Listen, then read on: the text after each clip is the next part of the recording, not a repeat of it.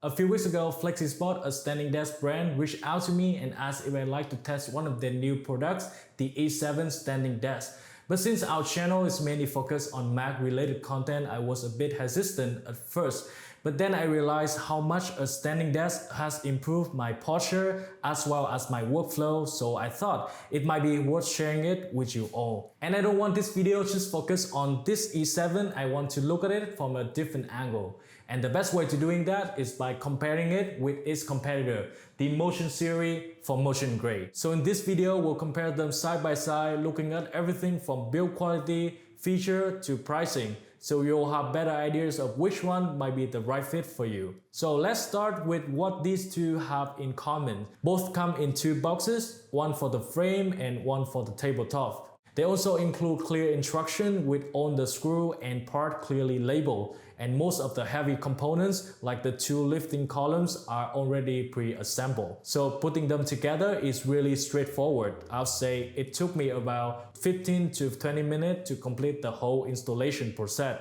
The only different thing is that the E7 has a cable management tray that comes in the box, making the underside look much more organized. They also add small details like pre-drilled holes on the back of the desktop for fast and precise assembly. And talking about the build quality, both have a solid steel frame and feel pretty heavy, which I think is a nice thing because nobody wants to spend a few $100 on something that feels cheap or flimsy.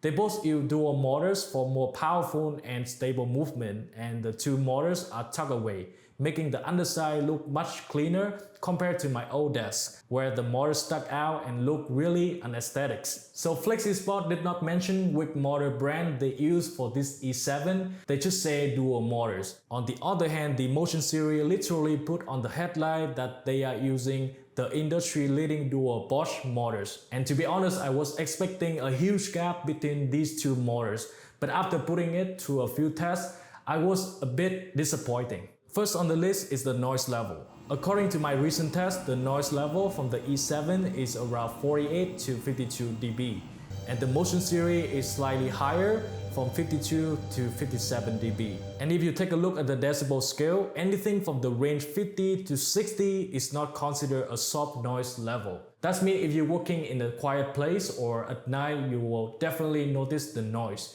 So I was thinking, maybe it makes sense because the more powerful the motors, the more noise it's gonna make. But that is not even the case. Based on the spec on their website, the weight capacity of the Motion Series is 220 pounds, which weighs less than the E7 with 355 pounds. And don't get me wrong, it's 100% enough if you have a single computer with two monitors and a couple of books on the side. But if you consider using your desk for a long time and you probably add more things to it, like a monitor arm, speakers, or even another computers, the E7 could be a better one with more weight capacity. So the weight capacity can be understandable because each brand might target a different group of customers.